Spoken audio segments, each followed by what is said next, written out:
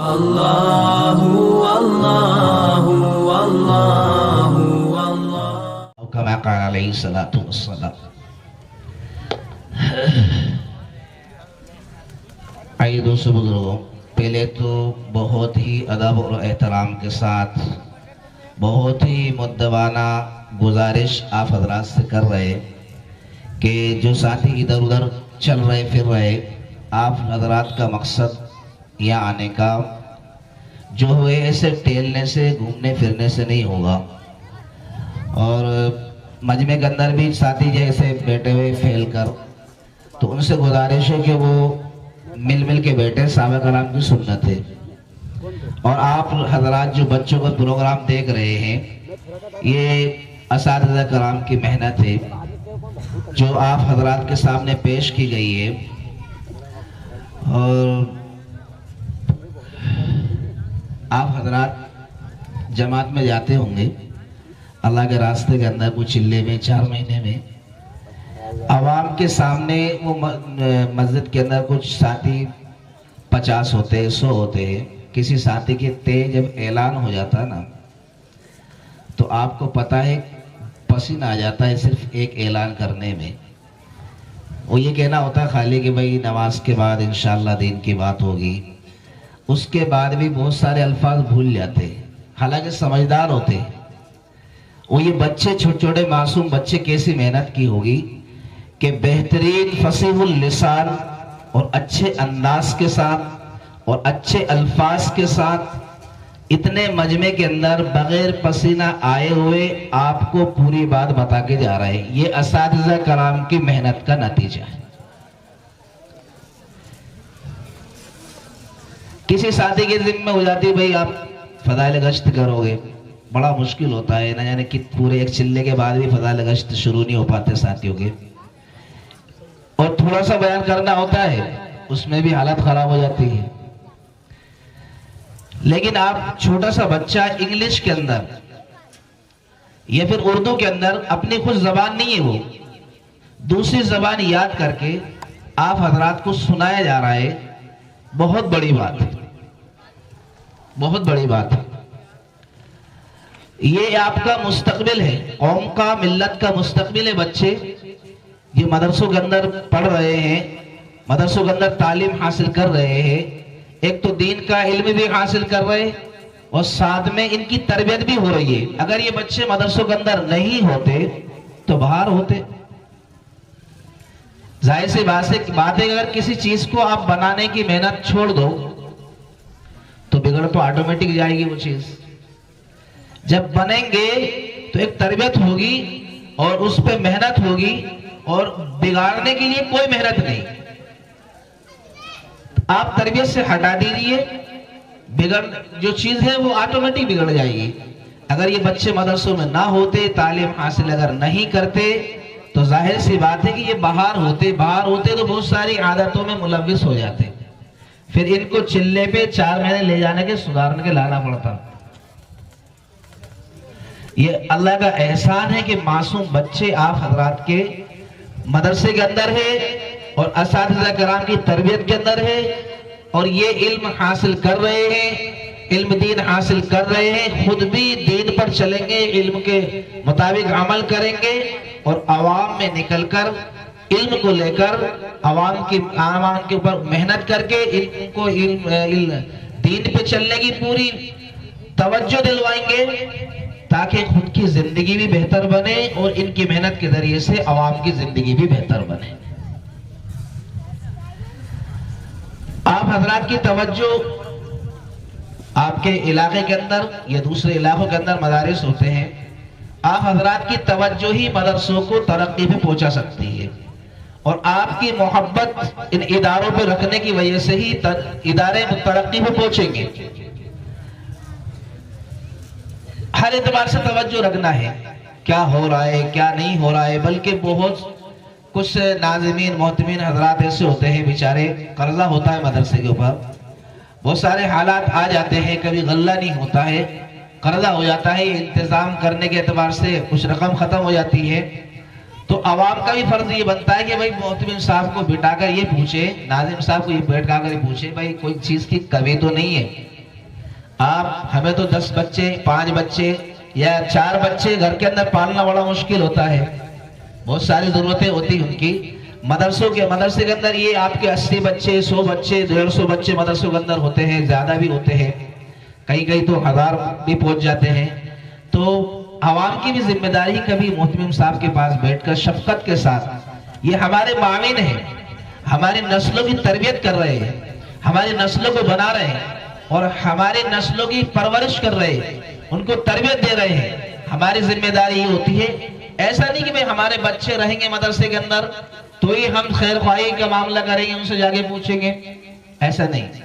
آپ کا بچہ مدرسے کے اندر ہے یا نہیں ہے، آپ چلتے پھرتے کہیں بھی مل جائے، ناظم صاحب محتمم صاحب ان سے خیر خواہی کا معاملہ کیجئے، ان سے پوچھئے کہ بھائی میرے یہاں اللہ کا شکر ہے 200 کنٹل گیہوں ہے، ناظم صاحب غلے کی کمی تو نہیں ہے مدرسے کے اندر، اگر ہو تو 5 کنٹل غلہ میری طرف سے آپ لے جانا، اور جو دین حاصل کر رہے ہیں مہمان رسول، اور جو قرآن کریم اپنے سینے میں محفوظ کر رہے ہیں، جو علم حاصل کر رہے ہیں، آپ ان کی کفالت فرمائیں۔ ہم بھی تو مومن ہیں، مسلمان ہیں، مسلمان جو اگر اللہ رب العزت نے کسی اعتبار سے اقتدار دے رکھا ہے، پیسہ دے رکھا ہے، مال دے رکھا ہے اللہ رب العزت نے، تو حضرت عمر رضی اللہ تعالیٰ عنہ کی خلافت یاد کر لیجئے، اور وہ واقعہ جو شیخ زکریا صاحب نور اللہ مرقدہ نے بیان فرمایا ہے فضائل صدقات کے اندر، فضائل اعمال کے اندر، حکایت صحابہ میں، آپ وقت کے خلیفہ ہیں، امیر المومنین ہیں، چوکیدار بھی نہیں ہے، چوکیداری کا کام خود کر رہے ہیں، رات کو جتنے ضرورت مند حاجت مند کوئی مسافر ہے، پریشان حال ہے، ان سب کی خبر گیری بھی کر رہے ہیں نکل کر۔ اور جنگل کے اندر ایک عورت جس کو بہت لمبا واقعہ ہے، درد ذیل ہو رہا تھا، آپ خود گئے اپنے غلام کو لے کر، اور بوری کے اندر کچھ کھجورے وغیرہ چربی وغیرہ کچھ سامان کھانے پکانے کے رکھے، اور خود اپنی پیٹھ پہ لاد کر لے کر آ رہے ہیں، اس کی حاجت کو پوری کر رہے ہیں، جبکہ وقت کے خلیفہ ہیں، 18,000 شیروں کا مالک ہے، 18,000 شیروں کا مالک، خود اپنی پیٹھ پہ لاد کر اس کی ضرورت کو پورا کر رہے ہیں۔ حضرت عمر رضی اللہ تعالیٰ عنہ جذبات ہم بھی رکھتے ہیں کہ جیسے جذبے ان کے تھے ویسے ہمارے بھی، اور ہم یہ تمنا بھی رکھتے ہیں کہ جنت عمر کو ملے گی تو ہمیں بھی ملے، اور ہم یہ چاہتے ہیں کہ جنت کی ساری نعمتیں حضرت عمر رضی اللہ تعالیٰ عنہ کے حصے میں آئے تو ہمارے حصے میں بھی تو آنا چاہیے، اور جو بلندی حضرت عمر رضی اللہ تعالیٰ عنہ کی خلافت میں مسلمانوں کو ملی، اور بلندی حضرت عمر رضی اللہ عنہ کو ملی، کہ وہ بلندی وہ سرفرازی ہمیں بھی دنیا کے اندر نصیب ہو، تو کیوں نہ وہ عمل جو عمر نے کیا ہو تھوڑا سا ہم بھی کر لیں، سستا تو کوئی سودا ہوتا نہیں۔ تو یہ ذمہ داری ہے، فقراء حضرات اپنے شہر میں، اپنے گاؤں کے اندر، اپنے علاقے کے اندر کوئی محتاج ہے، ان کی خبر گیری کرنا۔ مسلمان دیگر انسانوں سے بالکل الگ ہے، اکثر ہمارا نظریہ بیان کرتے ہیں، یوں تقریباً دنیا کے اندر 6.5 ارب انسان ہیں، کوئی یہودی ہے، کوئی نصارہ ہے، کوئی مجوسی ہے، کوئی صابئین ہے، اور کوئی کافر ہے، کوئی مشرک ہے، اور کوئی مسلمان ہے۔ 6.5 ارب انسانوں میں سے ایک مسلمانوں کی جو تعداد 2.25 ارب بتائی جاتی ہے، یہ سارے مسلمان دیگر انسانوں سے بالکل الگ ہیں۔ ہمارے بڑے بڑے فقہاء کرام اور بڑے بڑے علماء کرام اور بڑے بڑے مفسرین کرام نے فرمایا کہ مسلمان دیگر انسانوں سے الگ ہے، اور وہ اپنی ڈیوٹی پر کامزن ہے، اور جو انسان اپنی ڈیوٹی پہ رہتا ہے اس کی ڈیوٹی بھی یاد رہنا چاہیے، اور اس کا کام بھی یاد رہنا چاہیے، اور اس کو کیا کرنا ہے دنیا کے اندر یہ بھی یاد رہنا چاہیے۔ یوں تو انسانوں کا سیلاب بہت سارا ہے، اور ہمارے علماء کرام فرماتے ہیں کہ ڈیوٹی ایسی ہے جیسے کسی بارڈر پہ کھڑا ہوا کوئی سپاہی ملک کی سرحد کی حفاظت کر رہا ہے۔ ایک بارڈر کفر کی ہے اور ایک بارڈر اسلام کی ہے.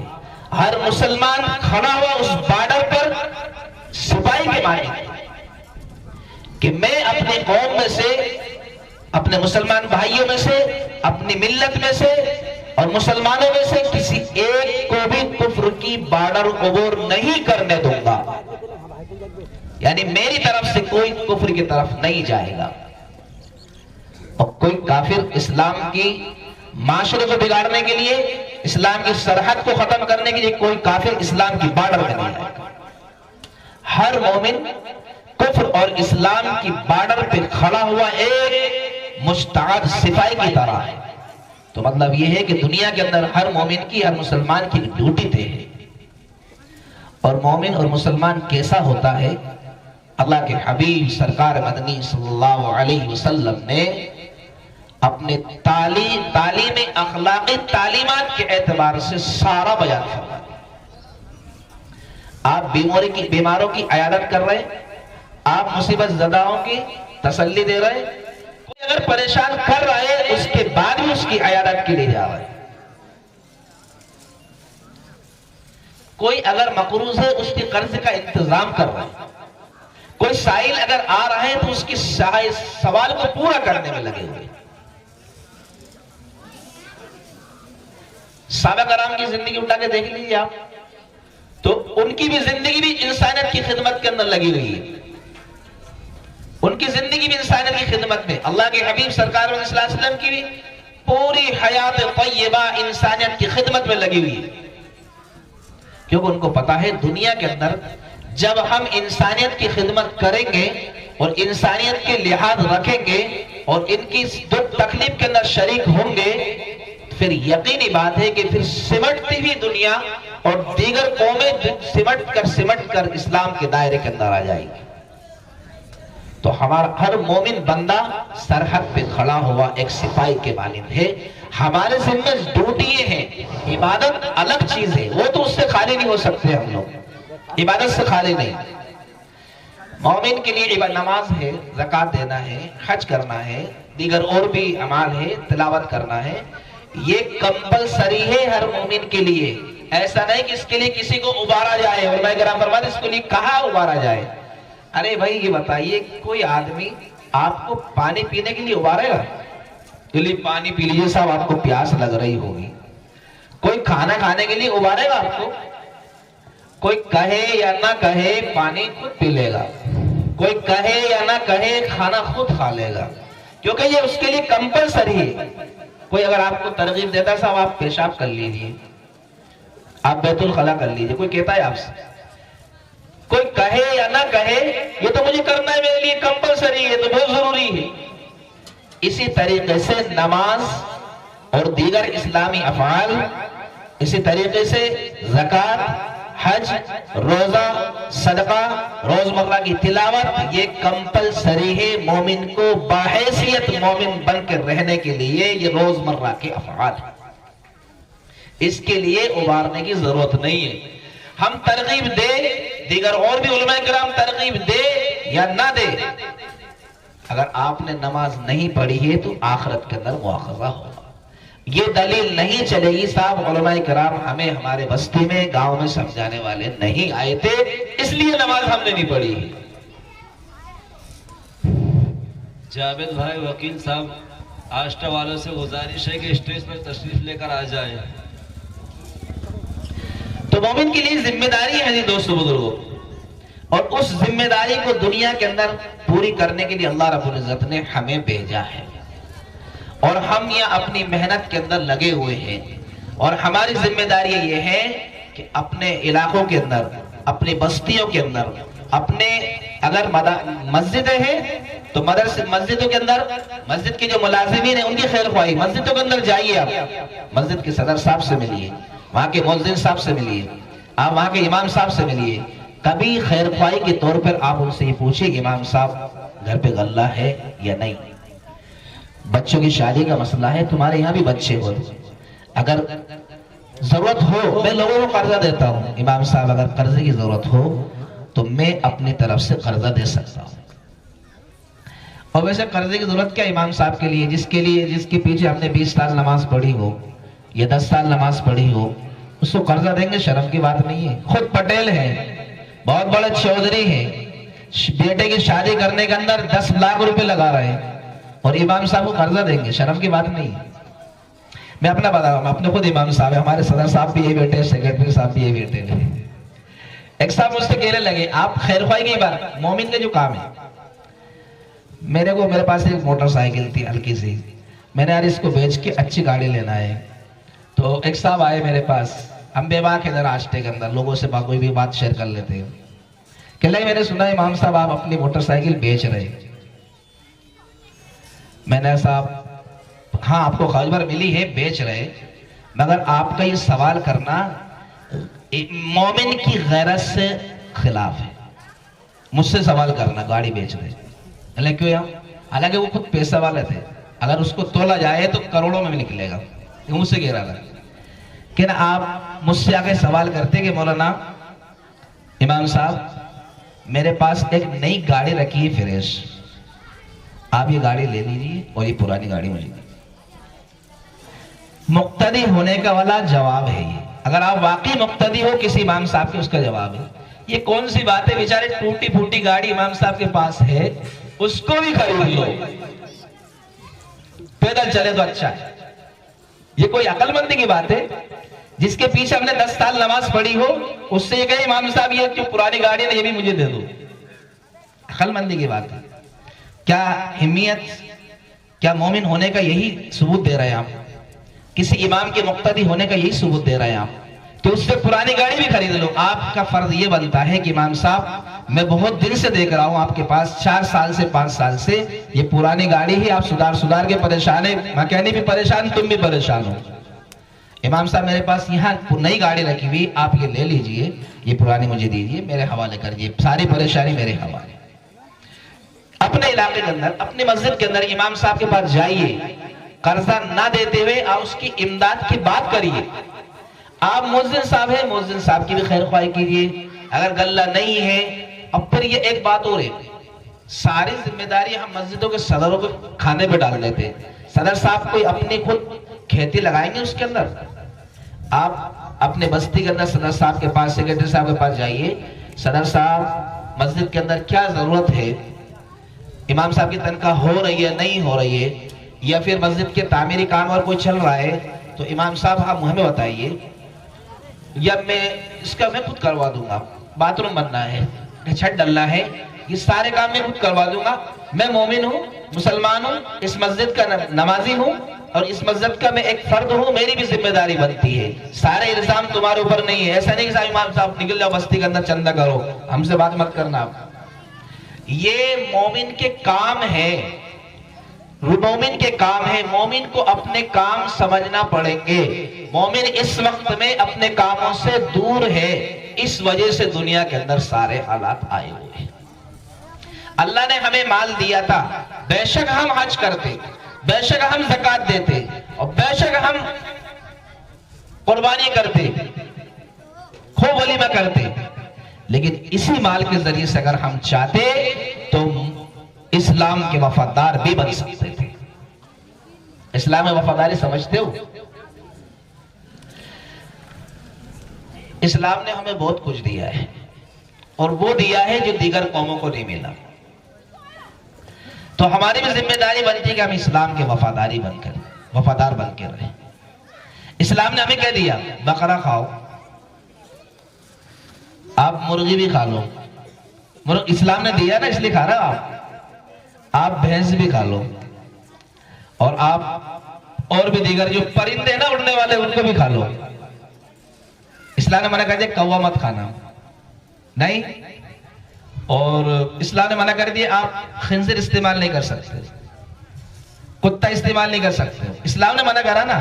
اسلام نے بقرہ کھانے کو کہا نا، اسی لیے تو کھا رہے.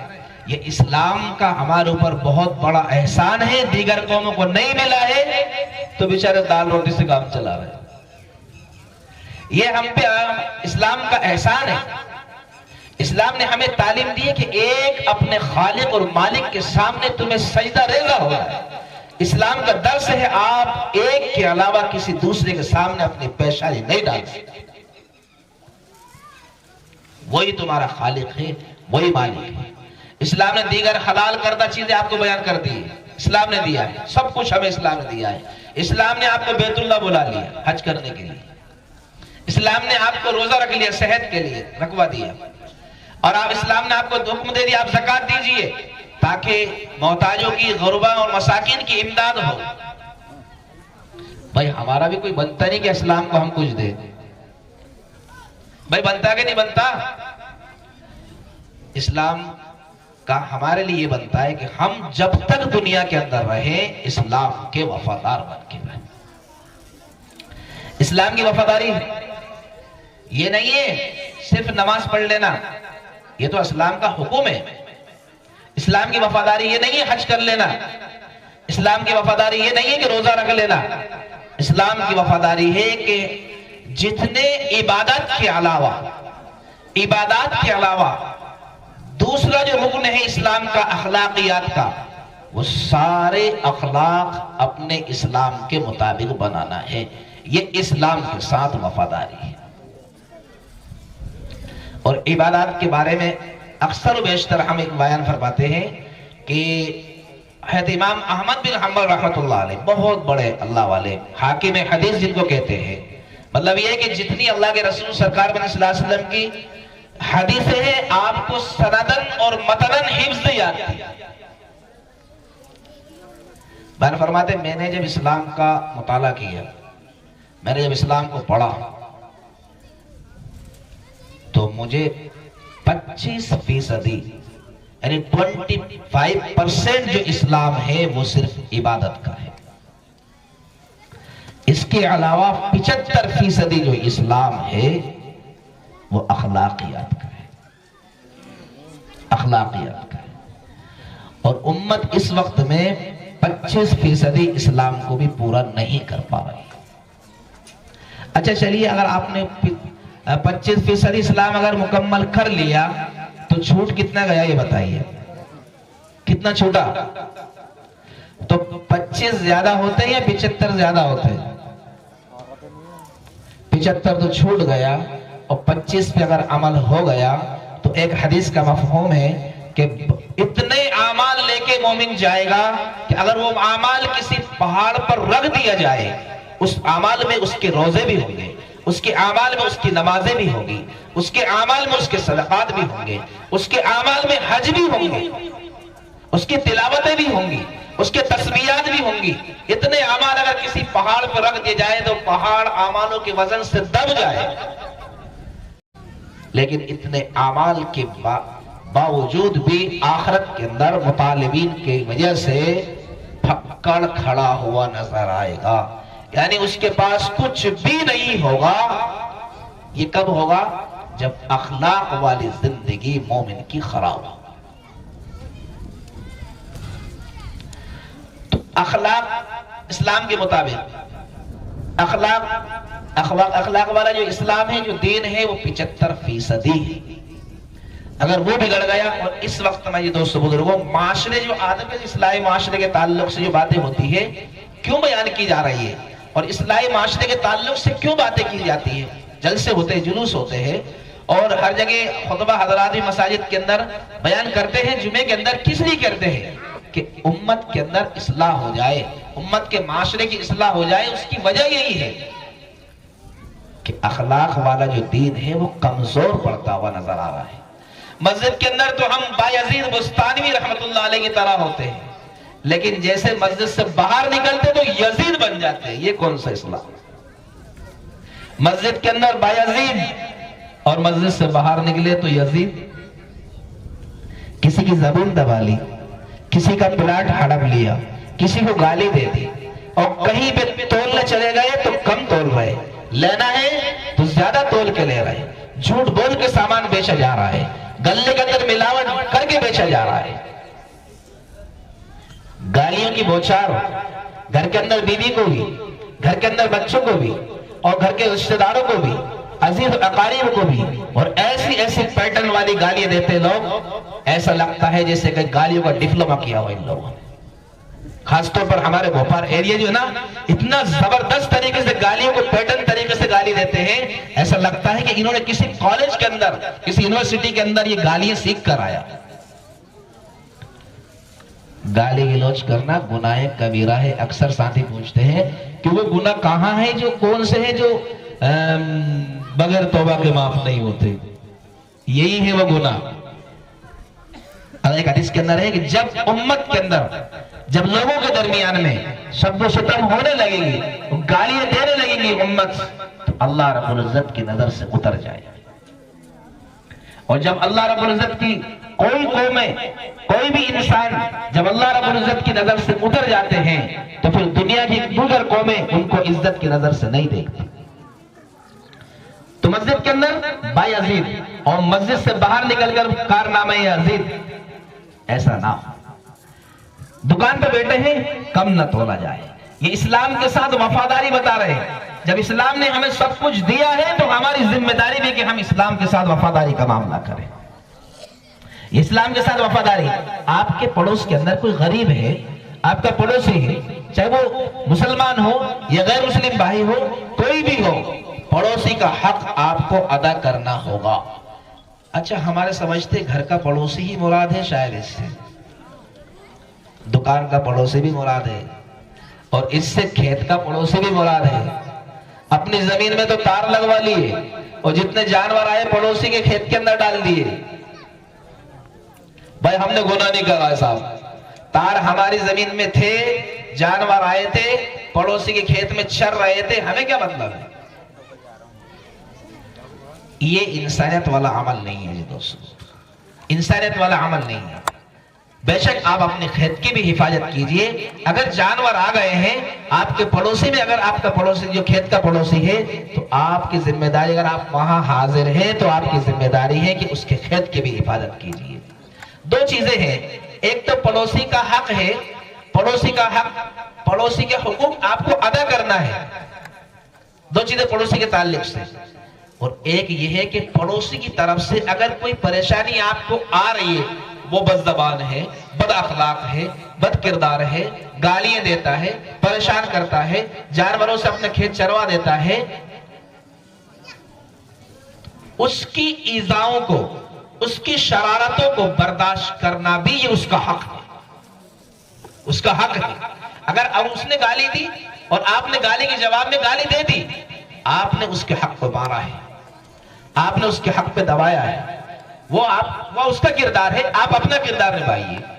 اس کی بھی ذمہ ہے کہ آپ کا پڑوسی ہونے کے ناطے آپ کا احترام کریں، لیکن آپ کی ذمہ داری کہ اس کی طرف سے آنے والی ایذائیں برداشت کریں، یہ بھی ذمہ داری۔ بہت سارے ساتھی ایسے ہوتے ہیں گاؤں کے اندر، بستی کے اندر اکثر کچے راستے ہوتے ہیں کہ کیا کرا جائے سب پڑوسی کو، یا تو کسی کی نیت ہوتی ہے اس کو پریشان کرنے کی، یا پھر اس سے مکان خریدنے کی، یا اس سے محلہ خالی کروانے کی، دو تین نیتیں ہوتی ہیں۔ اس کا طریقہ کیا اپنا جائے؟ اس کا طریقہ کرتے ہیں کہ نالا پیچھے سے بھی نکل سکتا تھا لیکن آگے سے ہی نکالیں گے تاکہ پڑوسی کے دروازے پہ ہی سارا پانی جمع ہو، اس میں ہی ہم پیشاب کریں گے، جتنے نہانے دھونے کا جتنا پانی ہے پڑوسی کے گھر کے سامنے ہوگا، کیا یہ اتنا پریشان ہو جائے گا کہ یہ اپنا مکان بیچنے کے قریب ہو جائے گا۔ اور پھر پڑوس میں ہمارے علاوہ خریدنے والا کون ہے؟ میں اس سے یہ تو کہہ نہیں سکتا کہ تو اپنا مکان چھوڑ کے چلے جائے، کچھ شرارتیں ایسی کر دیتے تاکہ یہ مکان خرید بیچنے پر مجبور ہو جائے۔ صحیح بتائیے، یہ تو انسانوں والا فعل نہیں ہے، یہ تو گاؤں دیہات کے اندر یہ چھوٹے چھوٹے نالے چلتے۔ اچھا سٹی کے بتا دیں شہر والے کیا کرتے ہیں؟ شہر والے یہ کرتے ہیں، اگر کوئی غیر مسلم پڑوسی ہے بیچارہ تو مکان خریدنا ہے، اس کو کس طریقے سے خریدا جائے اس کا مکان؟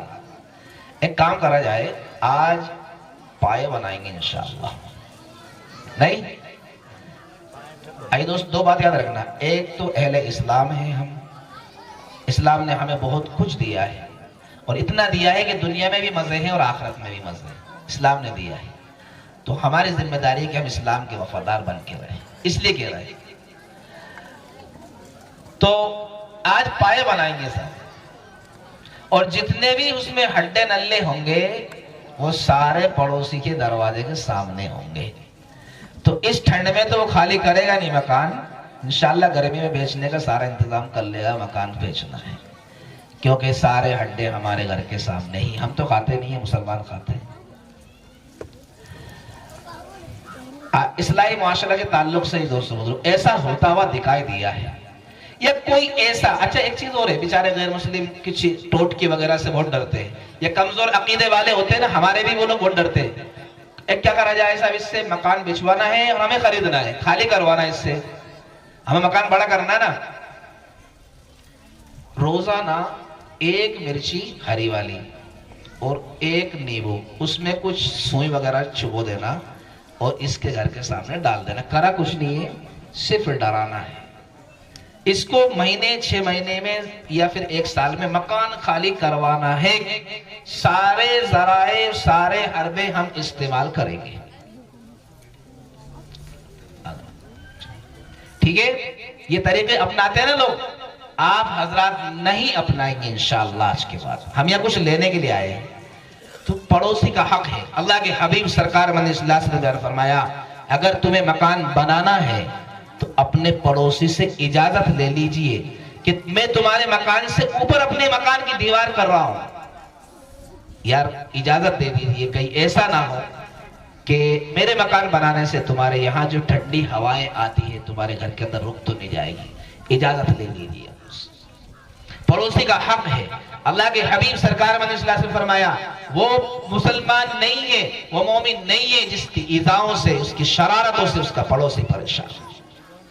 بد اخلاقی اسلام کے ساتھ غداری ہے اور حسن اخلاق اسلام کے ساتھ وفاداری ہے. حسن اخلاق اسلام کے ساتھ وفاداری ہے. ذمہ داری ہے دوستو بزرگوں ہمارے اوپر کہ ہم اسلام پر بھی عمل کریں اور دنیا کے اندر جب تک رہیں اسلام کے وفادار بن کے رہیں گے انشاءاللہ. آج کل اس وقت میں ہمارے بھائی جو کھاتے گاؤں سے آئے ہوئے ہیں، بہترین باتیں انہوں نے اپنے نعتیہ اشعار کے اندر بیان فرمائیے. اس وقت کا جو دور ہے اور اس ملک کی جو حکومت ہے اور اس ملک کی جو حکومت کی پالیسی اس وقت میں ہے، بیان کریے اشعار کے اندر. اور اس وقت میں جو فرقہ وارانہ جو تنظیمیں چل رہی ہے اور نفرتیں پھیلانے کا کام کر رہی ہے، کبھی مسجد کو لے کر، کبھی مدرسے کو لے کر، کبھی قرآن کو لے کر اور کبھی پردے کو لے کر، حجاب کو لے کر. اے دوستو بزرگوں، یہ مخالفت اللہ کے حبیب سرکار صلی اللہ علیہ وسلم کے زمانے سے ہی چلی آ رہی ہے. ایک تسلی بخش ہم آپ کو کہہ دیتے ہیں، جس وقت میں اسلام آیا داعی اسلام سب سے پہلے حضور پاک علیہ السلام تنہا تھے اور اس وقت کی ہفت اقلیم کی سلطنتیں موجود تھی. قیصر و کسریٰ کی بڑی بڑے سلطنتیں موجود تھی اور واحد اللہ کے حبیب سرکار صلی اللہ علیہ وسلم اسلام کے داعی تھے. جتنی مخالفت کرتے گئے، اور مخالف بھی کوئی نہیں، چچا مخالف ہے، بابا مخالف ہے، خاندان والے مخالف ہے، اور سب کی انتہا کوشش یہ رہی کہ کسی طریقے سے جو چراغ اسلام کا جلا ہے یہ مٹ جائے، یہ بجھ جائے، یہ درخت جو شجر لگا ہے اسلام کو ختم کیا جائے. مگر خدائی قسم جنہوں نے دشمنی نبھائی ہے اللہ نے انہی کے گھروں کے اندر اسلام کو داخل کرا ہے. یہ اسلام کی ایک پہچان ہے، ایک علامت ہے اور اسلام کی یہ تاثیر ہے. اور یہ وہ درخت ہے اسلام کہ اس کو جتنا دبایا گیا ہے اتنا ہی ابھرا ہے. اور یہ وہ شجر ہے کہ جس شجر کو جتنا چھاٹا گیا ہے، کاٹا گیا ہے، اتنا ہی یہ پھیلا اور پھوٹا ہے اور سرسبز شاداب ہوا ہے. اللہ رب العزت نے اسی کو لے کر قرآن کریم کے اندر فرمایا یرید اللہ لیطفئوا نور اللہ بافواہہم. یہ کافرین مشرکین، یہ دشمن طاقت یہ چاہتی ہے کہ اسلام کو اپنے پھونکوں کے ذریعے سے اس چراغ کو بجھا دیا جائے. مگر مفسرین کرام نے لکھا ہے کہ اسلام یہ چراغ جو جلتا ہوا ایک دیا تیل کے اندر جلتا نا، اس طریقے سے نہیں ہے اسلام. یہ اسلام سورج کے مانند ہے اور سورج کی روشنی کو پھونکوں سے نہیں بجھایا جا سکتا. علماء کرام لکھتے ہیں کہ اس سورج سے لاکھوں کروڑوں زیادہ پاشیہ اسلام اپنے اندر رکھتا ہے، روشنی اپنے اندر رکھتا ہے. تو یہ جو چراغ کو بجھانے کے لیے پھونکے مار رہے ہیں، کوئی وسیم رضوی کی طرف سے اور کوئی بی جے پی کی طرف سے، کوئی मैसेज की तरफ से पूरी दुनिया तो थक चुकी है और यूरोपियन इलाके यहूद नसारा के वेस्टर्न कंट्रीज यहूद नसारा की बड़ी बड़ी ताकतें उभरी है इस्लाम के खिलाफ। रूस, फारस, अंदलुस के अंदर, तुर्की के अंदर सारी ताकतें इस्लाम से टकरा कर पाश हुई है। खुदा की कसम, इनकी क्या औकात है जिनको पेशाब करने का तरीका याद नहीं, जिनको कपड़े लपेटने के तरीके याद नहीं, जिनको धोती बांधने के तरीके याद नहीं है, ये इस्लाम पे उंगली उठाएंगे, ये रोकेंगे। सबसे बड़ी तसल्ली बख्श ये है कि हिंदुस्तान के अंदर, इस मुल्क के अंदर कोई इस्लाम को, बहुत सारे ऐसे तबके थे इस्लाम को नहीं जानते थे, लेकिन इन मुखालिफीन ताकतों ने उनको भी पता कर दिया कि इस्लाम क्या है और इस्लाम का दर्स। बच्चे बच्चे जानने लगे इस्लाम क्या है। वल्लाहु मुतिम्मु नूरिही वलौ करिहल काफिरून, काफिरीन को चाहे कितना ही नागवार गुजरे, अल्लाह रब्बुल इज्जत अपने इस नूर को मुकम्मल करके रहेगा। अल्लाह के हबीब सरकार मदनी सल्लल्लाहु अलैहि वसल्लम ने हदीस के अंदर फरमाया, ला यबqa फिल अर्द बैत मदरिन वबरिन वला वबरिन, कोई कच्चा पक्का घर हुए जमीन पर बाकी नहीं रहेगा, हत्ता अदखलहुल्लाहुल इस्लाम, यहां तक कि अल्लाह रब्बुल इज्जत उन घरों के अंदर इस्लाम को दाखिल करके रहेगा। और मैं कलाम फरमाते हैं, ऐसा नहीं हो सकता कि पूरी दुनिया के अंदर जितने भी इंसान हैं सब इस्लाम कबूल करने वाले बन जाए। मतलब यह है अल्लाह के हबीब सरकार सल्लल्लाहु अलैहि वसल्लम की हदीस का कि दुनिया के अंदर जितने भी मकानात हैं और जितने भी कच्चे पक्के घर हैं, उन सारे घर वालों के नजर में इस्लाम की तालीम और इस्लाम का तारुफ और इस्लाम का इंट्रोडक्शन अल्लाह रब्बुल इज्जत करवा के रहेगा। हिंदुस्तान के अंदर बहुत सारी कौमें इस्लाम को नहीं जानती थी। जितने मुखालिफिन खड़े हुए, इनकी मुखालिफत ने, इनकी नफरतों ने उन घरों में भी इस्लाम का इंट्रोडक्शन करवा दिया। अल्लाह के हबीब सरकार ने इस्लाम फरमा दिया कि अल्लाह रब्बुल इज्जत इस इस्लाम की नूर को और इस नूर को दाखिल करके रहेगा बेइज्जत अजीज व बिज़िल जलाल ज़लीली। एक बात और याद रखो, इस्लाम को जो मानेगा, इस्लाम को जो फॉलो करेगा, इस्लाम की तालीमात पर जो अमल करेगा, अल्लाह उसको इसके अमल करने की वजह से इज्जत अता फरमाएगा, इसके इताअत की वजह से, फर्मा बरदारी की वजह से अल्लाह रब्बुल इज्जत इसको इज्जत अता फरमाएगा। और जो इस्लाम को छोड़ देगा, इस्लाम की तालीमात को नहीं अपनाएगा, तो फिर इसके नाफरमानी की वजह से, नाफरमानी की बुनियाद पर अल्लाह रब्बुल इज्जत इसको जलील भी करेगा। बात तो बहुत बड़ी हो गई। असल में आप हजरात को जो मेहमान खुसूसी आए हुए आने वाले हैं, असल में आप हजरात को उनको सुनना है। वो तो जरा सा रूबरू करना था, हाफिज साहब नहीं माने कि आप जरा सी बात कर लीजिए। और भी दीगर उलमाए कराम तशरीफ फरमा है, मुफ्ती साहब भी है। असल में इनके बयान सुनना है और आप हजरात से गुजारिश है, मुअद्दबाना गुजारिश है, आप यहाँ अपनी तब्दीली करके जाएंगे इंशाअल्लाह। इस नियत से बैठे हम अपने आप को बदल के जाएंगे। अभी तक हमारी बद अखलाकी चल रही थी, अब बद अखलाकी नहीं होगी। अभी तक जितनी बातें हमने सुनी हैं बद अखलाकी के ताल्लुक से, पहले हम दुकान पे बैठ के कम तोलते थे, अब नहीं तोलेंगे। हमारे अक्सर साथी सब के सब यहाँ किसान हजरात हैं। किसानों को एक मरहला तो पेश आता है, जरा सा लास्ट में बता देते हैं। मरहला आता है, जरा सी दुख होगी, लेकिन इस्लाम की तालीम है, हम मुसलमान हैं, हमारी ड्यूटी है अदल और इंसाफ करना, हमारी ड्यूटी है सच्चाई को फैलाना और सच बोलना, हमारी ड्यूटी है किसी को धोखा न देना, ये हमारी ड्यूटी है। इस्लाम के वफादार बने, उसी वक्त बनेंगे। किसानों को ये मरहला पेश आता है, कोई प्याज लगाते हैं, कोई लहसुन लगाता है, गेहूं है और दीगर और भी अजनास है वगैरह पे लगाते लोग। एक मरतबा अल्लाह के हबीब सरकार सल्लल्लाहु अलैहि वसल्लम यूं घूमते हुए गल्ला मंडी से गए, बहुत हदीस सुनते हैं। देखा एक साहबी गल्ले का ढेर लगा हुआ है। अल्लाह के रसूल सरकार सल्लल्लाहु अलैहि वसल्लम गल्ले को देखा और उसमें हाथ डाला। तो हाथ डालने के बाद में जब नीचे, ऊपर तो ऐसा लग रहा था कि बिल्कुल सब सूखा है, लेकिन नीचे जब हाथ डाला तो गीला, नमी नजर आई, उसके अंदर रुतूबत थी। अल्लाह के हबीब सरकार सल्लल्लाहु अलैहि वसल्लम फरमाया, ये कैसा, ऊपर तो सूखा नीचे गीला। تو صحابی بیچارے ایماندار سکون وہ جو بات تھی کہہ دی، ہماری طرح نہیں چھپاتے وہ. کہ اللہ کے رسول بارش کا پانی گر گیا تھا تو اوپر کا تو فرق گیا، نیچے پانی باقی رہ گیا. اللہ کے رسول سرکار نے فرمایا کاش تم اس گیلے کو اوپر کر دیتے تاکہ خریدنے والے کو پتہ چل جاتا.